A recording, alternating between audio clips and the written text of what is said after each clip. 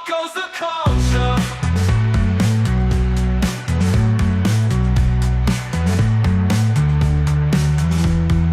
Myths and legends, and escape to heaven. A darker, taller tale gives a tour of hell. Pop goes the culture. Pop, pop goes the culture. Pop, pop, pop, pop, pop goes the culture.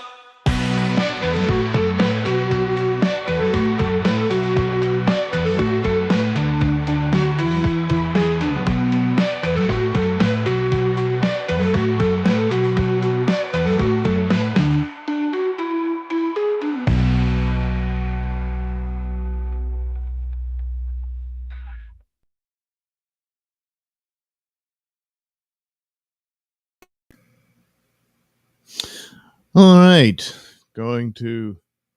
Well, not exactly. I was going to say, hey, it's similar to Nailsin News, but it's a bit more subdued than that. The stories are nowhere near as interesting. But such as the Nailsin ratings of looking at stories concerning movies and television. So going to go ahead and do that. And as the title suggests, Aliens and Monsters, which I imagine with the Alien franchise, it's all monsters, isn't it? Yeah. Well, more or less.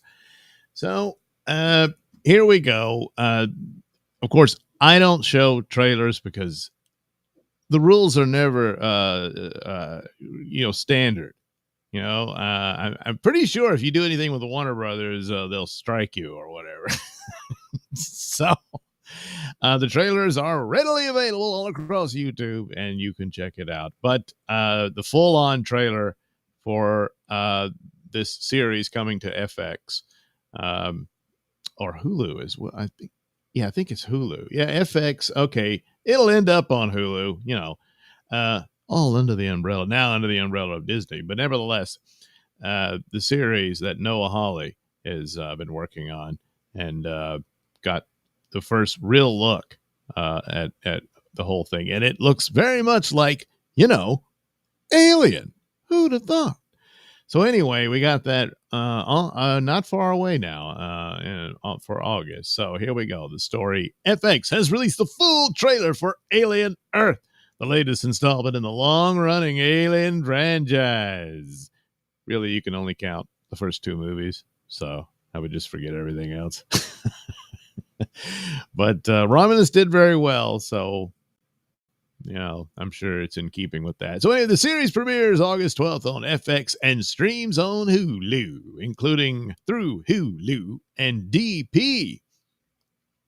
Say, what's Alien Earth all about? Well, set in 2120, Alien Earth follows Wendy, played by Sydney Chandler, a prototype hybrid, part synthetic, part human consciousness, created by the Prodigy Corporation. The story kicks off when the USCSS Maginot, a deep space research ship, crashes on Earth. Well, how deep in space was it? Looks like they, did a 180 and came back home, Well, anyway, Wendy, along with a team of tactical soldiers, faces off against terrifying new threats following the crash. The Earth in Alien Earth is run by 5 mega corporations: Prodigy, Weyland-Yutani, Lynch, Dynamic, and Threshold. Cyborgs, synthetics, and now hybrids live among humans in what the show calls the corporate era. Aren't we in the corporate era? Anyway, after a Weyland-Yutani ship crashes into Prodigy City, so the Prodigy Corporation is like, hey, Wendy and the other hybrids encounter new life forms, creatures from far more dangerous than expected. That's another element that is new to this one. It appears to suggest there's other alien creatures involved in this, not just the xenomorphs. Look at that. It's so huge. It's swallowing up the whole planet. Well, it's over before it began. So the cast is led by, of course, Sydney Chandler, the hybrid, and Timothy Oliphant. I haven't seen him since Mandalorian. Alex Lothar, Samuel Blinken, Babu Cisse, Adrian Edmondson, David Rysdahl, Essie Davis, Lily Newmark, Irina James, maybe, I don't know, Ardash Guroff, Jonathan Ajayi, Kit Young, DM Camille, Mo Barrell, Superman's cousin, and Sandro Yee Simpson Diver. I don't know. Probably shouldn't even try. I'm just butchering all those names. Alien Earth is created and executive produced by Noah Hawley. I'm pretty sure I got that one right. Known for Fargo and Legion, Ridley Scott also serves as an executive producer. Continuing his long association with the franchise. So, I did like Fargo, Noah Hawley's take on it, and Legion. Both had their weird quirks and stuff, so it's kind of interesting to see what he would do with this. He was initially tapped to do a Star Trek movie, but well, considering the shape Star Trek's in, he jumped ship over here. Probably a wise choice. So, but I would hope that he can expand on it rather than just repeats of previous themes that most, if not all, of the Alien movies have done since. And there's not a whole lot there. It's kind of like, well, it looks like you guys don't have a story to tell anymore. And that's it. Prometheus was interesting, but it fizzles. Covenant, in my opinion, easily the absolute worst Alien movie ever made. And that includes the Alien versus Predator. I mean, that was just dumb popcorn fun, and they weren't that great, but Covenant, my God, what a stupid film. We'll see how this goes. Romulus, it had its moments, but ultimately it's just a retread. It's not much to it. The interesting thing about a series, though, is one of the things is like, well, what else is there left to tell with the Alien story? And after Prometheus ruined the whole idea of the mystery of the space jockey and stuff, then the world that the characters live in, that Ripley came from, and all that, what's going on? They hint at this war that's underway and that sort of thing, and that was the interest in the xenomorphs for some sort of weapons division and that kind of thing. So they could explore that even further here. And then, of course, all the androids and whatnot. And now we have a woman who's a hybrid of I guess it's like her consciousness is transferred to the android body, which just means it's a copy of the woman. The real woman's dead, If they transplant her brain into it and it was a functioning, because her human body was dying or what have you, then it's her. It's her in this synthetic body, and that would mean it's more her than this thing. But maybe it's to the point that they want it to be this new creature who thinks she's that woman, but really isn't. Something of that nature, whatever the story might be.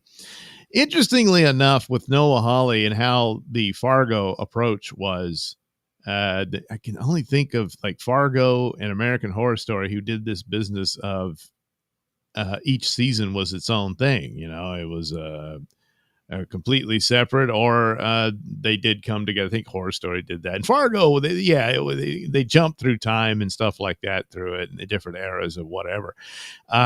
And all that was cool, but it would be interesting if they did the same thing here. Like, this is this one season and it's mostly about her, this, hybrid character. And then you could jump around in different years and times and eras of the alien world for another season. That sort of thing might be an interesting approach. It was rumored, and I don't know how true it was. It was a long time ago that there was somebody pitching an idea for Star Trek, and that would be a cool thing too. The thing about it is, at the time, is that with a season that's sort of contained within itself, and you're only committed for a handful of episodes, you can get really top-notch talent for that, because they won't be locked down for years on a TV show, where they could go off and do movies and stuff. Of course, now everything's up in the air. I mean, pretty much with AI coming, you won't need any actors anyway, But as it is, they're still making them like that. So the approach could be interesting, but there's been no that I know of say so that that's what they're doing for Alien Earth. This is the first time that the aliens will have made it to Earth, and so that's the big threat. Once the xenomorphs get on the planet, they'll pretty much dominate it. So that's the danger. And so by season's end, either the humans will have thought they have eradicated the aliens, and then there'll be one more little face hugger or something, get somebody and it goes to black or something like that, perhaps. But I imagine that would be the big deal. But mostly it's confined to this crashed ship that they're investigating, and they're going to get chased by the creatures. But the other aspect of it, that there's other creatures on board it. At least that's the sense I got of it.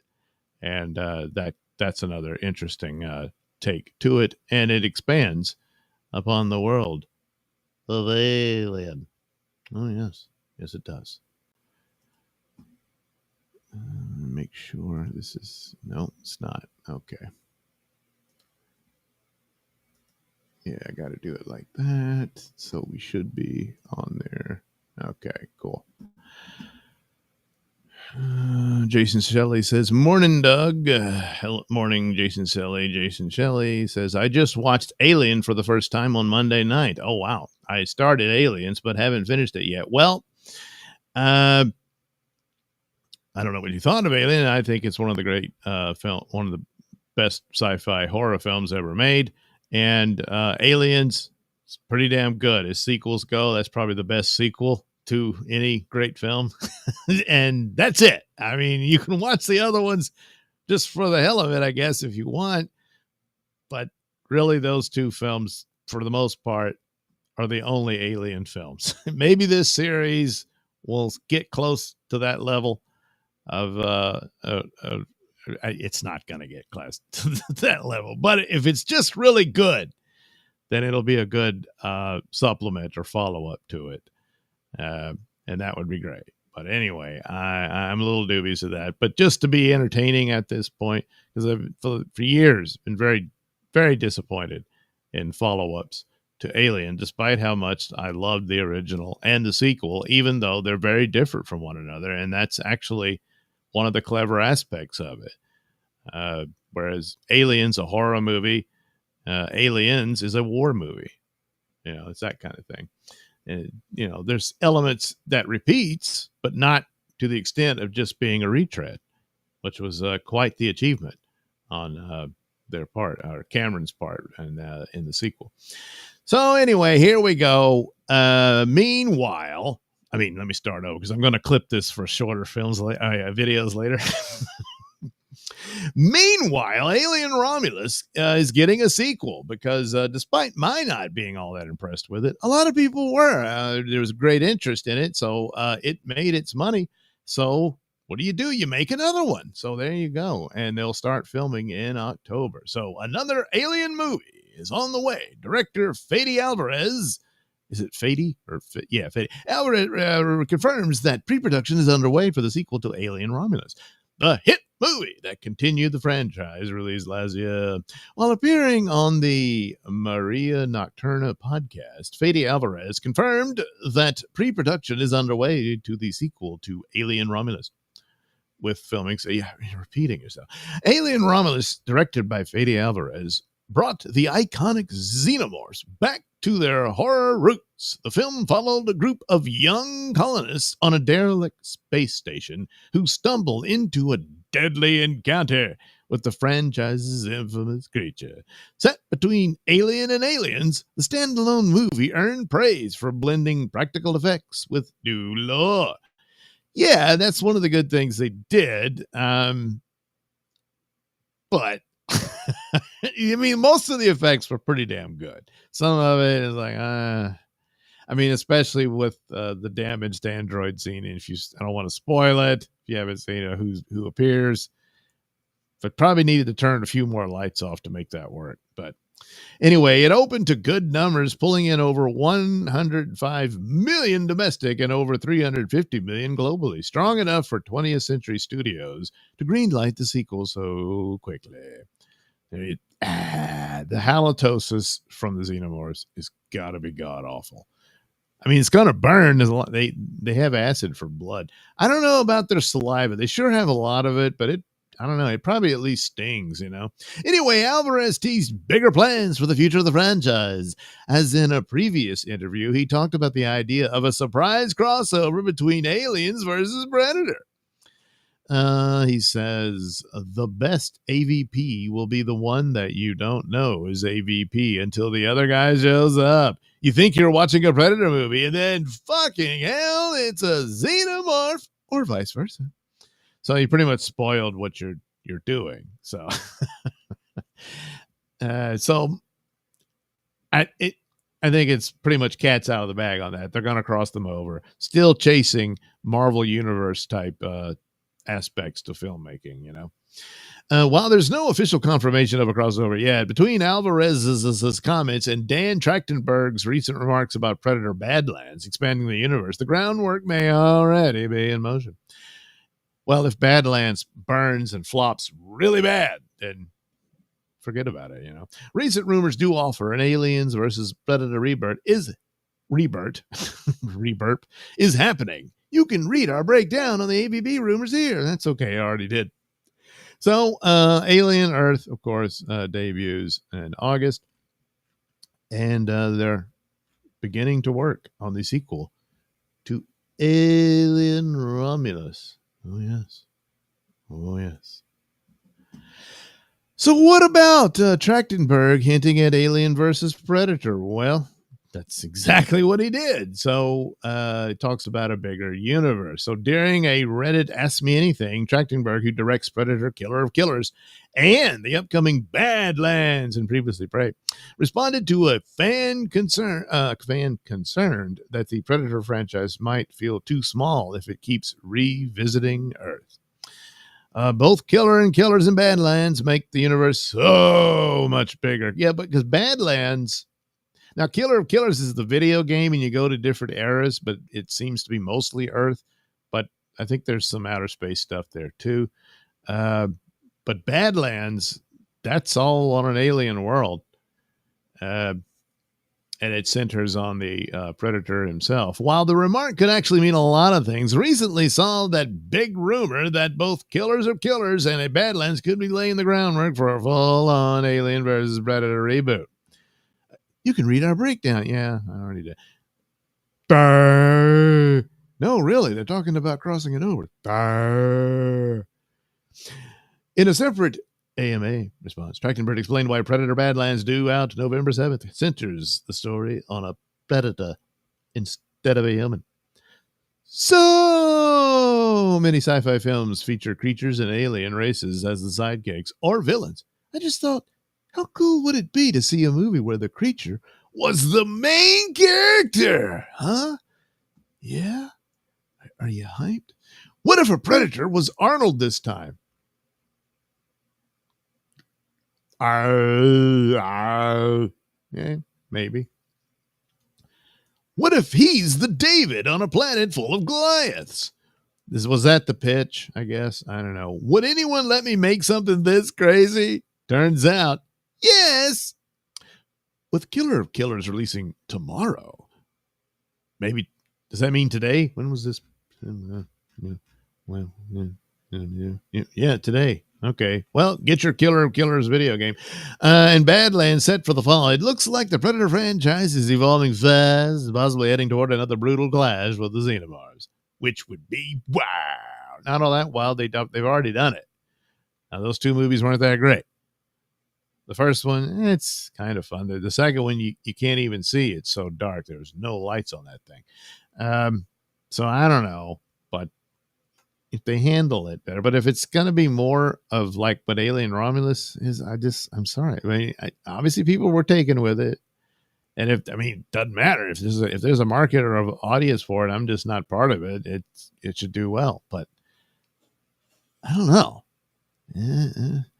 But we'll see how Badlands does. So, of course, Alien Earth. And so they're both churning out these properties that they haven't had much use from in a while, since Covenant kind of shut it all down because it was so bad. There was that Alien redo of Alien 3 that, damn it, what's his name? He did District 9 and all that. I'm blanking on his name.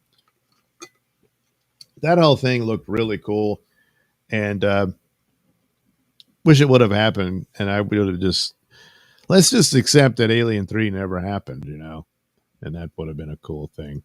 But alas, 'twas not to be. Jason Shelley, I liked it for sure. I was trying to figure out who one of the actors was and realized at the end it was really young Ian Holm. Oh, yeah. Yeah, that was young Ian Holm. Way back when. He's no longer with us, unfortunately. So there you go. There's, the aliens of a horror franchise. And now we move on to classic monsters. So, got to admit to some excitement about this. I like Guillermo del Toro and saw the trailer for this, and it does look intriguing and does appear to be holding close to the original and actual, the Frankenstein, the modern Prometheus storylines, So Netflix just dropped. You mean the trailer for Guillermo del Toro's Frankenstein during its Ta-Dum event, confirming the long-awaited film and will stream this November.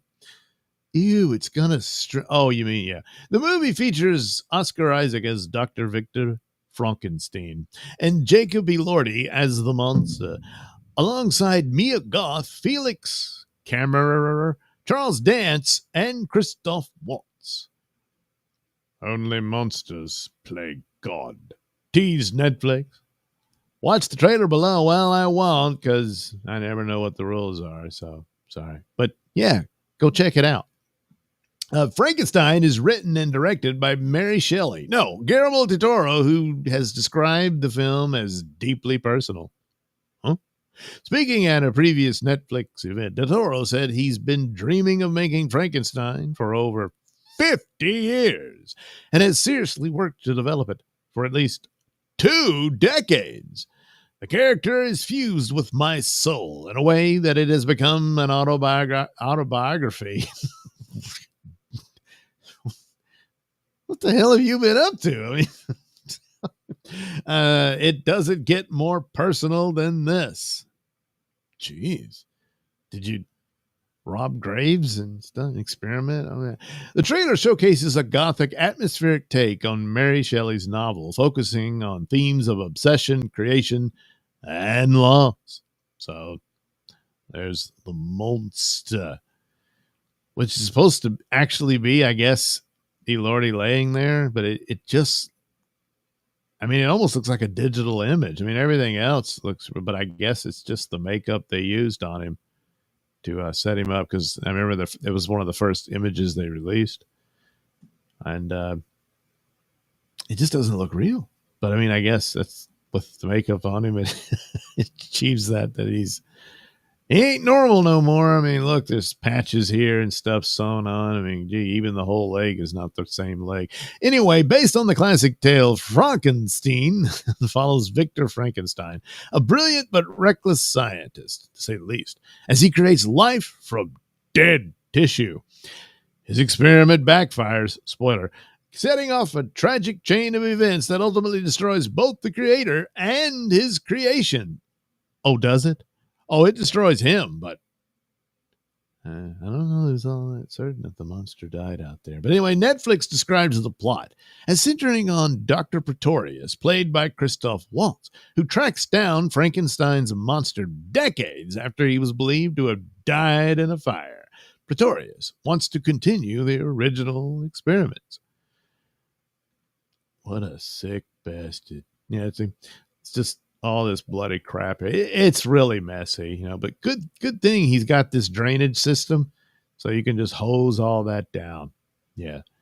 Hopefully that's a deep, deep pit, because that stench is going to rise up and fill the whole room. So anyway, there he goes, the cast. Interestingly enough, Jacob Elordi was one of the guys long rumored to be the new Superman. But nope, it's going to be Frankenstein. The other rumor was that Henry Cavill was going to be Frankenstein in the DCU. Nope, that was David Harbour in the cartoon, Anyway, the film was shot in Aberdeen, Scotland, and leans heavily into gothic horror. Well, it should. And romantic imagery. Del Toro has said that gothic romance was born partially out of the fascination with ruins, a theme he visually explores throughout the movie. That's a weird quote. Well, Netflix has confirmed a November 2025 release window for Frankenstein, though no specific date has been shared. It's too bad they couldn't get it out in October, Halloween and all that. Maybe it'll be November 1st. Anyway, the newly released trailer gives a first real look at Oscar Isaac's Frankenstein. I keep wanting to say Frankenstein. Frankenstein and Elordi's monster strapped to a table, setting a grim tone. You don't get a close look at the monster. You do see him in action and stuff, but it's a creepy trailer. And I am looking forward to this one. Hopefully it works out. Well, this is for Netflix, so I don't think this has anything to do. Obviously, this is more of the Mary Shelley version rather than the Universal version. I was wondering because all of a sudden you've got these classic monsters making a comeback in movies, and they did the Wolfman, and poof, it had some interesting things in it, but poof. So I suppose they could do their Frankenstein at some point, but this one is going full Mary Shelley, I believe. It looks like it anyway. And so we'll see how that goes.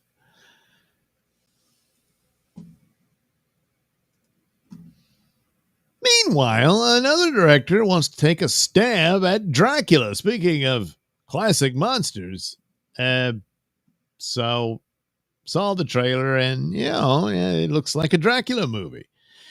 That recent Nosferatu movie, I think it would have been better if they just said that was Dracula instead of Nosferatu, because they abandoned the Nosferatu look. It's like, damn. Other than that, I was quite taken with that. That was pretty good.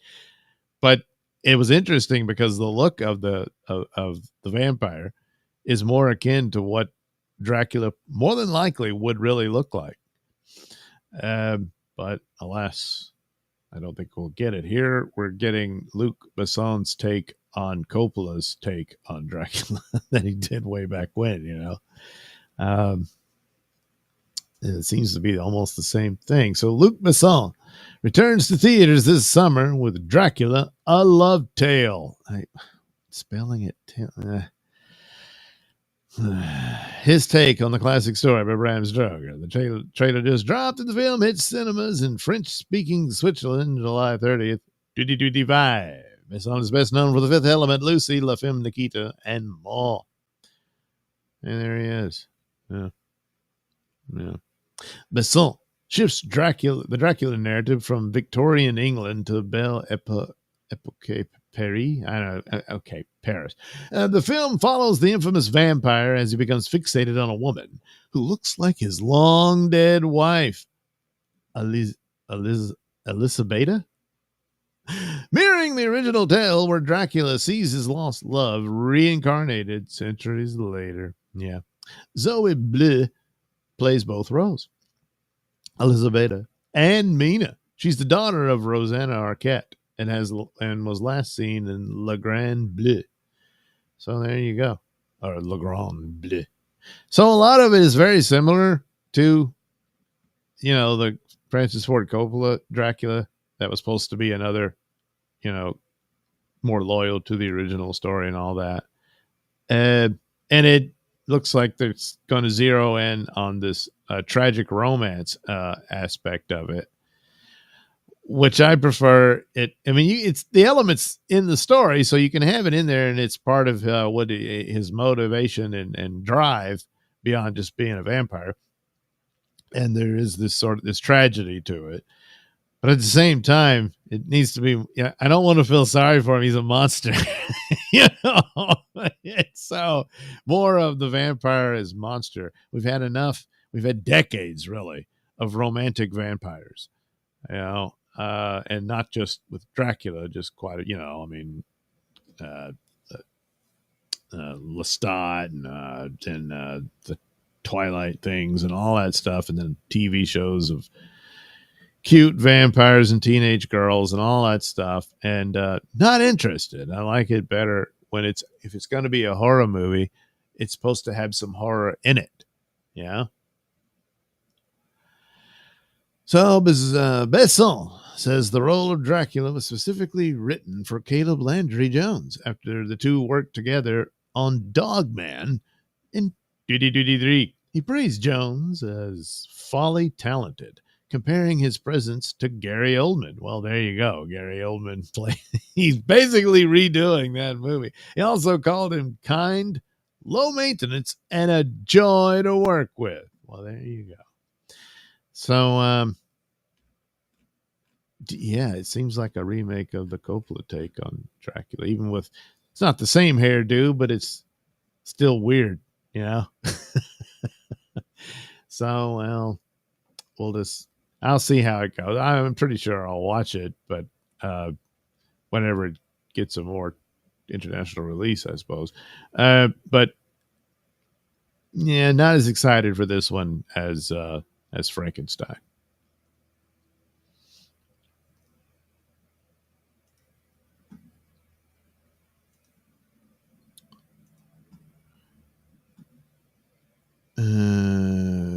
Okay, I got more chat here. Really, okay, Jason Shelley. What if we found out Predator was a misunderstood orphan boy cast to Earth by his cokehead mother and absent father? Turns out he isn't mean. He just had a splinter in his jowls and was asking for help. Well, I suppose that could be the plot. I don't know. Jim Satala. Hey, Mr. Nailsin. Hello, Jim.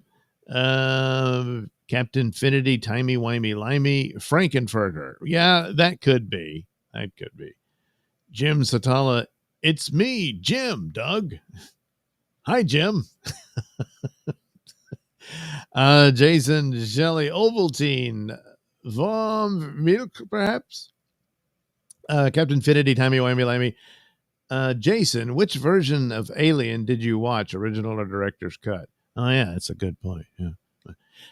Because there's a little more there with Dallas and stuff like that. Anyway, Captain Infinity, Timey Wimey Limey. I saw the original in 1979. Wow, really?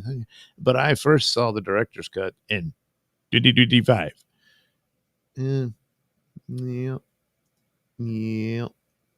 A little something extra from the director. All right. Netflix unleashes Squid Game Season 3 trailer. Well, is it really a third season? I mean, they just split the second season in two, kind of. But nevertheless, yeah. Showed scenes here and there. He's going to have his confrontation ultimately. And, gee, who wins? And that's about it. But at the Tadum event, I think they had a bunch of these guys dancing and stuff. The final chapter of its biggest hit set for June. Is it? I guess as an original, I would have thought Stranger Things was their big thing. And then, I don't know, House of Cards before that. Well, anyway, maybe Squid Game blew it all out. The show picks up right after the season 2 cliffhanger with Gi Hun, player 456, at rock bottom following a failed rebellion and the death of a close ally. But the games continue, and this time they're even deadlier. Well, how can they be even deadlier? The people who died in those games, they died pretty well dead. I mean, they're as dead can be. And that's pretty dead. Gi Hun vows to put an end to the game.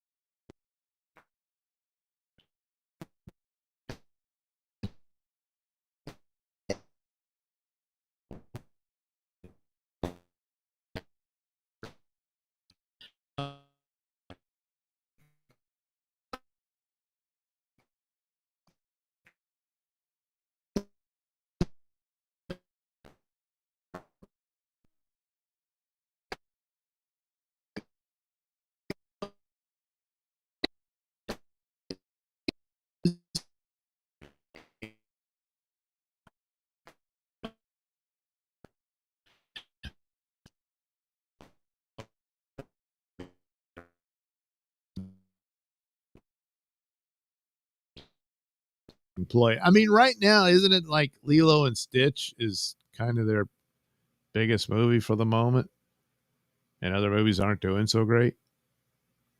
So it's been kind of a crappy year.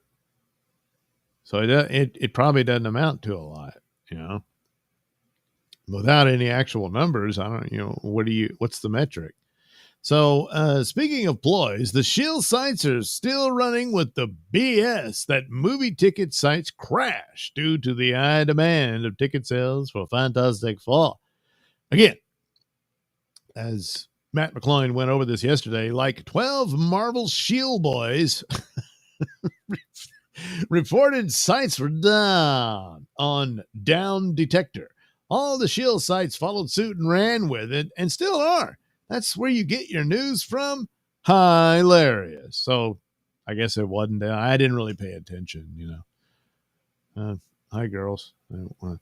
I can't help but wonder if it's going to be Captain Marvel all over again, where fake ticket sales are being reported. Recall how social media users posted images of empty theaters, yet the apps showed tickets had been sold. How did it work out for the Marvels? Well, they didn't really have the money to do that anymore. But I mean, they're really desperate this time. So would they, buy up seats to make it seem like, oh man, it's so popular, you got to go. You don't want to be the only one who didn't see it. Maybe part of Marvel's marketing is to buy tickets to its own movie. My buddies in Hollywood told me that managers of movie theaters back in the day used to artificially inflate the numbers of tickets sold. Regarding Fantastic Four tickets, are they so high in demand that they're breaking ticket sites? More than 24 hours later, the first Thursday RPX screening for Fantastic Four, I bought tickets too, sold maybe 2 or more sets of seats. The theater is still empty. Oh, you mean you bought it to it? Okay, and checking it out, because you can go and look at the graph and see which seats are available. And still empty, the 7 p.m. IMAX is pretty full, though not sold out. The 10:15 p.m. IMAX, however, is a ghost town, as is the 8:40 p.m. Friday, IMAX 7 p.m., barely any seats sold. Same for RPX.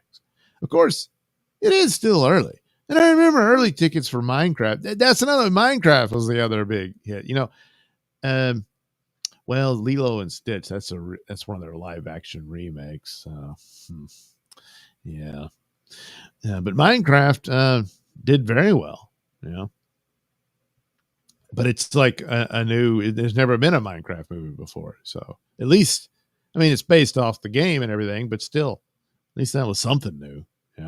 Anyway, we're in the gutter. Early tickets were in the gutter, but then it did well. However, Minecraft had their viral marketing campaign, which Fantastic Four certainly will not. Minecraft was also a lot of fun and already had a huge audience.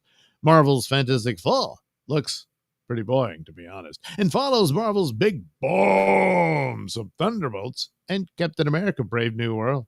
It also looks to be another MCU movie, which fans can't stand. Any chance they will surprise us? And Fantastic Four is good. Well, the problem is, the MCU element has been on display. I mean, they gender swap Silver Surfer. They have Susan Storm saying she's the leader and that sort of thing.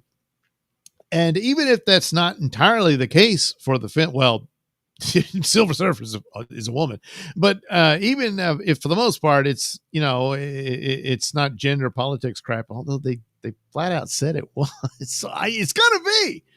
So, but the point is, if you get even a whiff of wokeness of any sort on your film, it's dead on arrival.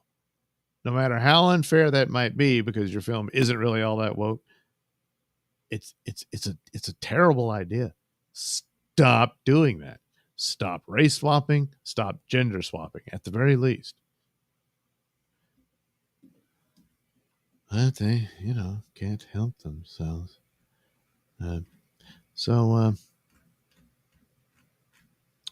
Will it be fantastic? As time goes by, getting more and more and more and more and more dubious.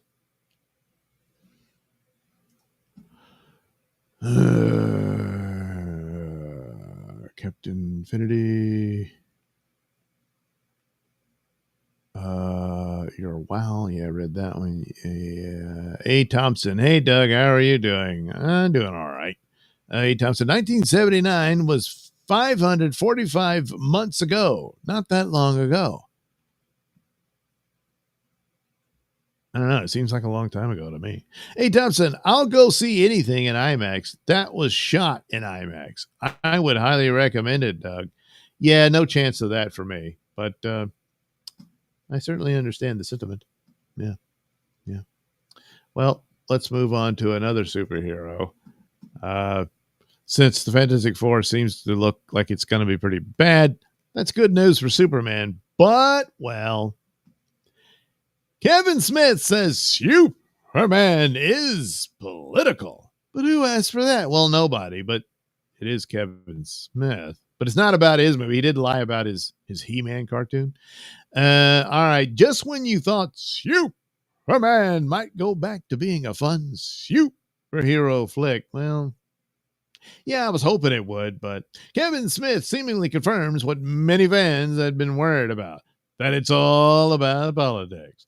Speaking with Deadline while promoting the re-release of Dogma, Smith praised James Gunn's Superman, but admitted the film leans hard into modern political themes. He called it charming for bringing back the Red Trunks and Crypto the Superdog, but quickly shifted to defending the idea of making Superman answer for his actions in today's cultural climate. Now we live in an era where you just can't do something good without it being political as well, said Smith. It's a smart sell on the movie, man. No, it isn't. What did I just... I mean, come on. Just don't. Smith even referenced an old theory that Superman becomes popular when the country is in bad shape, and that Batman is popular when it's in good shape. No. Saying the character plays strongest when America is struggling, as people want to believe in a fucking thing.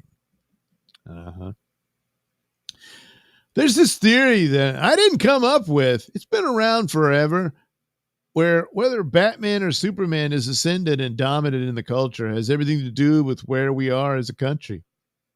So when times are good for Americans and prosperous, oddly enough, Batman is the dominant character because Batman is a dark fantasy about everything going wrong, Smith continued. And then the flip theory of that is Superman is ascendant whenever the country is doing poorly, or it needs help. And that's when that character plays strongest. I don't know if that. I mean, the Batman movies have mostly done pretty well, and remains a bigger comic book star than Superman these days. I don't like saying that, but I have to admit the reality. Even though Superman is basically, the main founding father of the concept of superheroes. Maybe people are just tired of every superhero movie turning into a lecture. Yeah, that's going to be a problem if that's what's going on. Between Lex Luthor's mutant troll monkey army, fake news plots, and jokes targeting the Snyder Cut, well, that's not really a political thing. It's clear Superman is carrying more than just truth, justice. Oh, and it's dropping the American way. Oh, Jesus. The film seems to be carrying the message that has turned so many fans off in recent years. Whether fans actually want to hear the message from the Man of Steel and Gun remains to be seen. They don't. Now, that's rumored stuff. The plot would involve him dealing with a foreign country going to war, and he prevents the war and stuff like that. But I don't see enough there to be as blatant as what Fantastic Four is doing. But knowing Gunn, can he resist not lecturing people and stuff like that?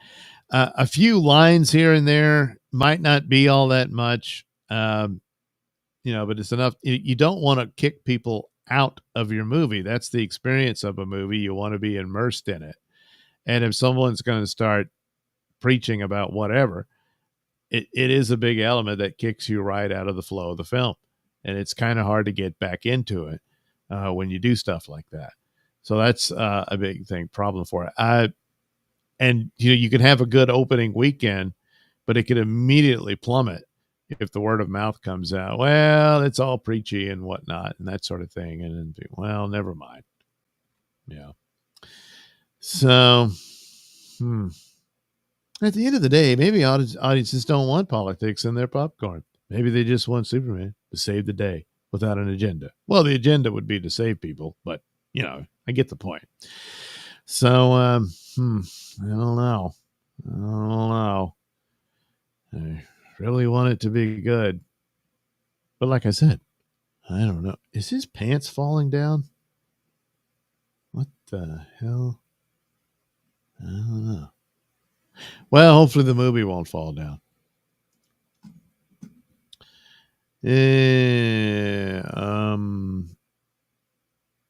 Jason Shelley, Captain. I watched the original, I believe. Yeah, Alien. Captain Infinity, timey-wimey-limey. Talk about burying the lead. I wish I'd shut the fuck up about 1979 because it's completely irrelevant information. The fact there are two completely different versions of Alien was the only point I was making. Well, it's fine. It doesn't matter. Jason Shelley, I'm not 100% sure it was whatever is on Hulu. Oh, yeah, so the director's cut might not, I don't know if they have that available on there or not. It's probably just, the original theatrical release. Oh, well, so that's it for our superheroes. So now we'll move to science fiction franchises. Well, of course, Alien is that as well, but it keeps its place in the horror realm as well. So, although of late some of these have been horror in the sense of being horrible. So, Star Trek. Skydance exploring the end of Star Trek. No talks with Kurtzman rumored. Well, didn't they see Section 31? Oh, they probably did. Yeah.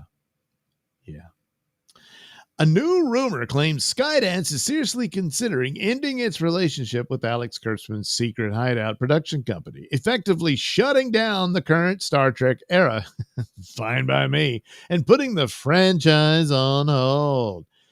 This follows McClone's earlier report on the rumored Star Trek Great Reset, where Skydance was said to be considering scrapping the Kurtzman era entirely. Excellent idea. Once the Paramount merger goes through.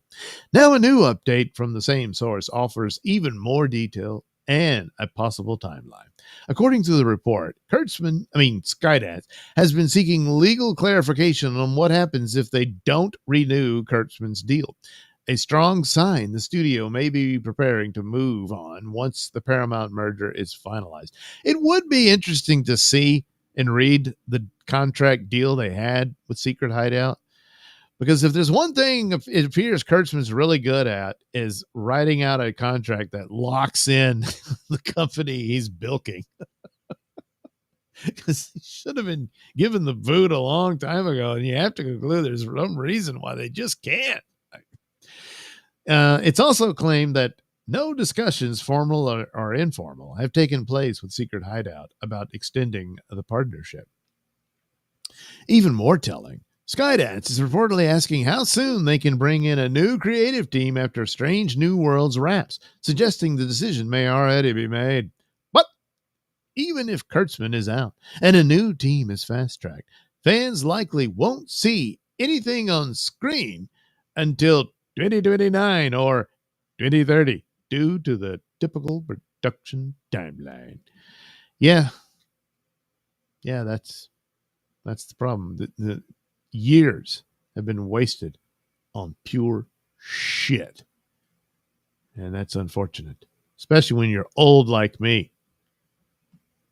See, I could have had a new era of Star Trek but they robbed me, you know. The rumor comes from the Tachyon Pulse podcast. I figured, but I watch him every now and then. But after that hit piece he did on Midnight's Edge, which he was completely in the wrong. I mean, his argument was not sound. It's kind of hard to go back there. So I don't know. But they have to be looking at this. So there's got to be something to it. If this guy's full of crap, it'll all, he'll soon be dropped as a source. But, didn't care for that hit piece on Midnight's Edge. Anyway, he's been dropping a lot of scoops out of the UK as of late. The YouTuber claims to have another source who filled them in that Skydance is preparing to move on Alex Kurtzman's secret hideout. While not presented as confirmed information, the YouTuber says it's a strong indication of what will be coming. This really is a very strong indicator that they're not going to give Secret Hideout a new deal. And you got to wonder if they can get out of it. Why wouldn't they? What can Secret Hideout show that, well, we did this? Yeah, they're crap. You've got no audience. You're not making money for the company. The YouTuber explains that Skydance is reportedly looking into what happens if they don't renew the contract. And here we'll repeat what the line said. If the boss is asking for them to get legal clarification on what they do when they don't give him a new contract, that feels like they've decided what they're doing. So my guess is, how much will it cost to buy out what's left on it and give him the boot? He also suggests there's no delay clause like there was with Marvel at Netflix years ago, meaning Skydance could immediately move forward with a new team. Well, that'll increase but still, that probably would put it as a debut of a new Star Trek would be around, 2029 or at the earliest. Apparently, there's nothing like that in the contract. So as soon as Secret Hideout stops working on Star Trek, as soon as Strange New Worlds is done, Skydance is allowed to move forward with somebody new. And perhaps the clearest hint that Kurtzman's out. They've not asked for any projections or had any sort of conversations with Secret Hideout about renewing the deal. I'm told they've had none. Even if Skydance are really on the ball, we won't get anything right. Same thing, repeating all that. Okay, so there was some moderate success for Strange New Worlds, and that's, in comparison to STD. So, and one wonders if there's a contractual obligation where they have to give each show 5 seasons, because that seems to be the deal. So maybe they saw that means there would be 2 more seasons after this one. This is season 3 coming, right? So I was like, damn. So hey, once it completes, it'll seem not that long before they get a brand new Star Trek with a new team and all that. So again, presently this is all rumor. There is new Star Trek coming to PP. Strange New World Season 3 premieres July 17th. Season 4 has also already been greenlit. Star Trek Starfleet Academy is also slated to premiere. And that's the other thing, this thing that they've done with Starfleet Academy, and it's just starting. Does that mean they have to give it at least 4 more seasons before they can scrap all that crap? The Starfleet Academy sounds like garbage. So I don't know. The sooner the better you move on, but of course it's all rumor. But you'd be insane to sign up Secret Hideout for anything, let alone Star Trek.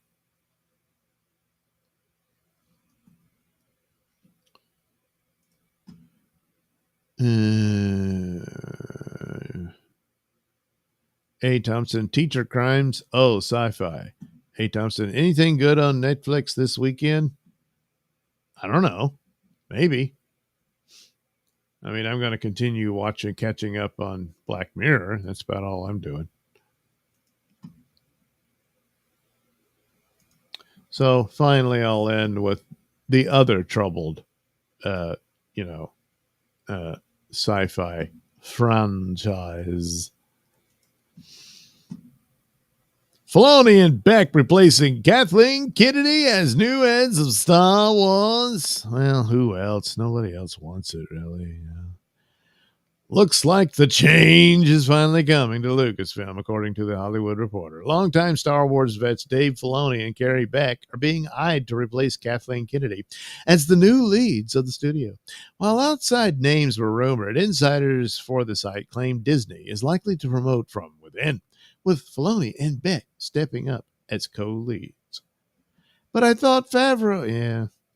In their article about the Hollywood succession roles, The Hollywood Reporter offers up the current thinking is a scenario where Chief Creative Officer Dave Filoni and production head Carrie Beck, both Lucasfilm vets, take co-head roles. Now, she looks shocked and stunned by this. Well, Filoni, a George Lucas protege, really? And fan favorite among Star Wars loyalists, has long been seen as the creative heir to the franchise. Beck, who joined Lucasfilm in 2012, has quietly played a key role behind the scenes on multiple animated and live-action projects. Well, the Hollywood Reporter notes that while both are well-versed in Star Wars lore, neither has much film experience. Well, yes, a potential concern Disney might offset by keeping Kennedy on board as a producer to help maintain quality control during the transition. Oh, of course, by all means. Neither she nor Filoni has much film experience, which would be mitigated by Kennedy's continued presence, so she can fix them their coffee. As for Kathleen Kennedy, her exit has been rumored for months, while Kennedy publicly denied those claims at Star Wars Celebration Japan, saying she's not going anywhere. The Hollywood Reporter's latest report suggests otherwise. According to their sources, the groundwork for a leadership transition is already in place, with Filoni and Beck poised to take the reins. Official word from Disney or Lucasfilm is still pending. But behind the scenes, it looks like the end of the Kennedy era is finally approaching. Well, yeah, she's not immortal, so, you know. Following Andor Season 2, concluding the series, Ahsoka Season, I'm getting them confused. Yeah, Andor Season 2 wasn't as good as Season 1,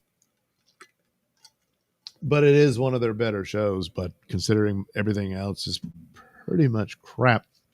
Ahsoka Season 2 is in the works from Lucasfilm and Filoni for DP. Details include Hayden Christensen will be back as Anakin. Admiral Akbar will appear, and Rory McCann has been cast as Baylan Skoll. Yeah, that's because, Ray Stevens passed away, unfortunately. He was good in it, but Ahsoka was so disappointing. It was such a letdown. So boring. And just ultimately stupid, the build-up about Ezra, and then you get there and it's him joking around with turtles. And they had no idea what to do with Thrawn, and they just make him appear to be an idiot. It was bad. Dave Filoni has also been developing a Star Wars film, said to connect the worlds of TV and the films. What I thought Mandalorian movie's going to do. Yeah, Jon Favreau's doing Mandalorian Grogu. Sean Levy's developing Starfighter with Ryan Gosling. I guess, are they going to get back to their Star Wars story films? And that's what that is. I don't know.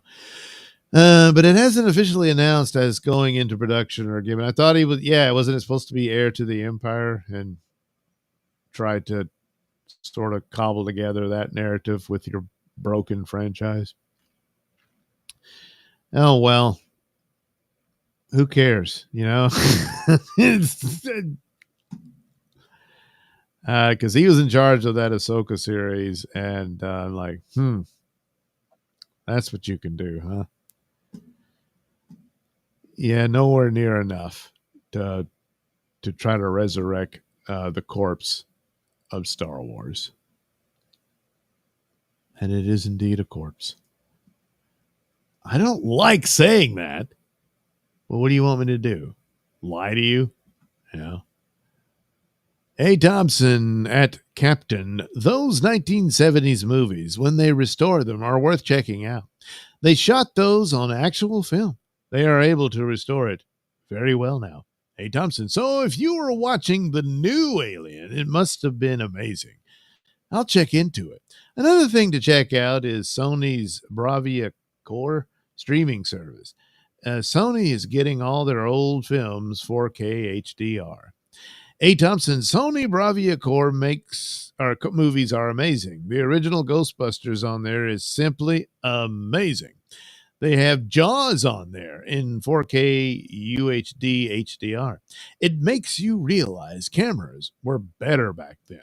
Well, that's the thing about film. Yeah, if you got something on film, and of course the master and all that, you can restore that and with all the enhancements and stuff. You can't do that with the cheap crap. And boy, does that show, when they try to restore things. It's all sad.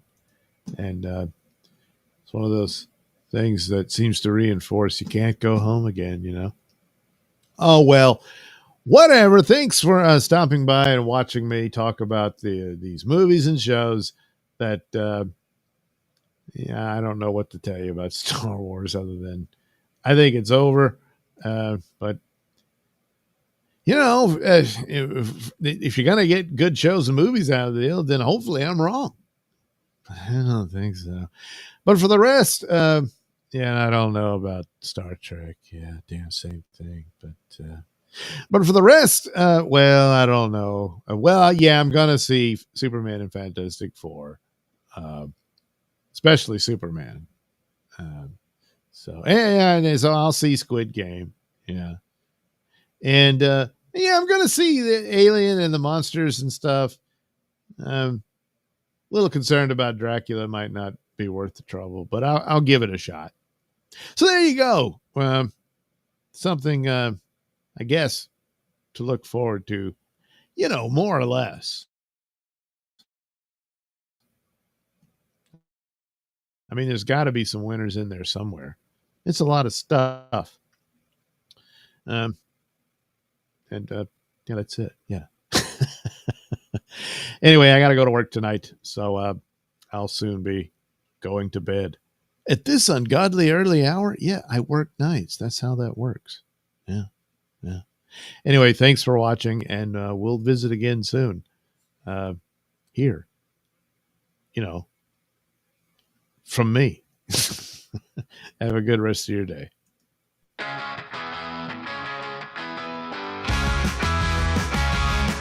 Hollywood could really wish they would. There's no debating it. All that's left is the Nailsin reign. The first feast from the corpse of the beast. Only after the feel of the vulture.